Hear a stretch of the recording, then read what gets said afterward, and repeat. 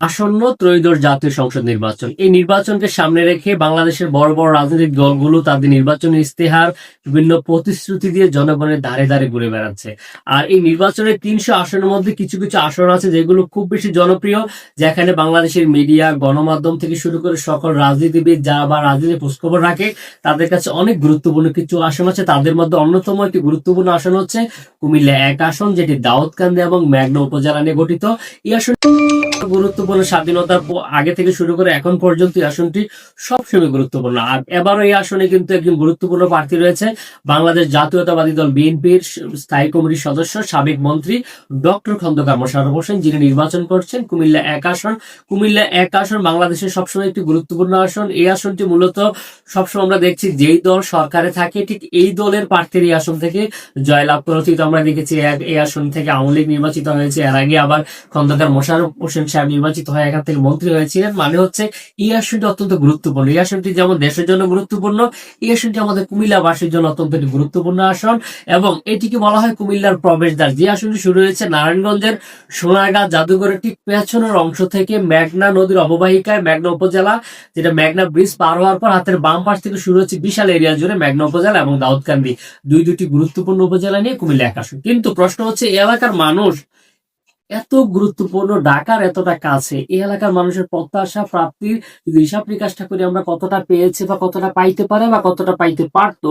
আপনারা জানেন মেঘনা উপজেলা একটা সময় এটা মেঘনা উপজেলা ছিল না, এটা হচ্ছে দাউদকান্দি এবং হোমনা উপজেলার একটা অববাহিকা, মানে একটা নদী বেষ্টিত এলাকা ছিল। আমার মনে আছে ওই এলাকার মানুষ সকালে রওনা দিয়ে সন্ধ্যায় পৌঁছতে হইতো। সময়ের পরিবর্তনের সাথে সাথে অনেক উন্নয়নের ছোঁয়াও লেগেছে। এই এলাকাটা এখন রাজধানী খুব কাছের হয়েছে। এই এলাকাটা এখন শিল্পের অপার সম্ভাবনা তৈরি হয়েছে, যেখানে বাংলাদেশের অন্যতম বৃহৎ শিল্প গ্রুপ মেঘনা গ্রুপ অফ ইন্ডাস্ট্রি, তাদের দুইটি ইকোনমিক জোন, মানে হচ্ছে বেসরকারি উদ্যোগে দুইটি ইকোনমিক জোন এখানে তৈরি হচ্ছে। একটা হচ্ছে কুমিল্লা ইকোনমিক জোন আর একটা হচ্ছে তিতাস ইকোনমিক জোন। কিন্তু এই এলাকায় যে পরিমাণ সম্ভাবনা রয়েছে তার তুলনায় অবশ্যই অপ্রতুল।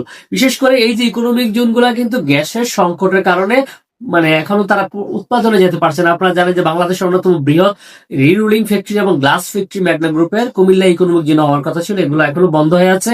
এছাড়া আপনারা জানেন মায়াদ্বীপ, যেটা আমরা জানি যে মেঘনা উপজেলা অনেক সুন্দর একটি দ্বীপ রয়েছে মায়াদ্বীপ, যেখানে পর্যটকরা আসেন, রাত্রি যাপন করেন, এখানে এসে তরতাজা ইলিশ খান। এই মায়াদ্বীপকে কেন্দ্র করে কিন্তু এখানে বিশাল পর্যটন কেন্দ্র হতে পারে। মানে হচ্ছে মেঘনা উপজেলাটা একদম যেমন শিল্পের জন্য উপযোগী তেমনি পর্যটনের জন্য উপযোগী এবং এই জায়গাটা কৃষির জন্য উপযোগী। তো আমার কাছে মনে হয় ভবিষ্যতে মেঘনা উপজেলা এবং দাউদকান্দি দুইটি উপজেলা নিয়ে যারা এই সংসদীয় আসনে দুইজন প্রার্থী আছেন, বিশেষ করে মনিরুজ্জামান বাহালুল নামে একজন প্রার্থী রয়েছেন বাংলাদেশ জামাত ইসলাম এবং 11 দলীয় জোটের, এছাড়া 10 দলীয় জোটের, এছাড়া বাংলাদেশ জাতীয়তাবাদী দল বিএনপির যিনি প্রার্থী রয়েছেন খন্দকার মোশাররফ হোসেন, এই দুইজন প্রার্থীর কাছে এই এলাকার মানুষের চাওয়া হচ্ছে যিনি নির্বাচিত হন, যেহেতু যোগাযোগ ব্যবস্থা অত্যন্ত চমৎকার, দাউদকান্দি এবং মেঘনা উপজেলা এই দুইটা উপজেলা মানে কুমিল্লা 1 আসন, এই 1 আসনকে ঘিরে যেন এখানে শিল্প কারখানা গড়ে তোলা হয়। এখানে ইচ্ছা করলে সরকার চাইলে এখানে আরো একদিন ইকোনমিক জোন করতে পারবে, এখানে চাইলে সরকারি উদ্যোগে এখানে ইপিজেড করতে পারবে, পর্যাপ্ত জায়গা রয়েছে। দাউদকান্দিটাকে সুন্দর একটি আধুনিক নৌবন্দর হিসাবে রূপ দেওয়া যাবে দাউদকান্দির। এছাড়া মেঘনা উপজেলা শিল্প কারখানা স্থাপন করা যাবে। মেঘনা উপজেলা সদরে একটি পৌরসভা উন্নতিকরণের দাবি এ এলাকার মানুষের দীর্ঘদিনের। উপজেলাকে কেন্দ্র করে এখানে পর্যটন একটি হাব তৈরি করা হবে। দাউদকান্দি মেঘনা উপজেলাবাসী আমার কাছে মনে হয় তাদের এটা হচ্ছে অত্যন্ত গুরুত্বপূর্ণ দাবি। এছাড়া আপনারা যারা আমার ভিডিও দেখছেন দাউদকান্দি এবং মেঘনা উপজেলার, আপনাদের কি কি দাবিগুলো আছে অবশ্যই কমেন্টস করে জানাবেন। আমরা চাই আমাদের এই এলাকা থেকে যিনি নির্বাচিত হবেন কুমিল্লা বিভাগের কার্যক্রম দ্রুত বাস্তবায়ন, কুমিল্লা এয়ারপোর্ট বাস্তবায়ন এবং কুমিল্লার সামগ্রিক উন্নয়নে সকলে ঐক্যবদ্ধ থাকবেন। ভিডিওটি কেমন লাগলো মন্তব্য করে জানাবেন, শেয়ার করে সকলকে দেখার সুযোগ করে দিবেন।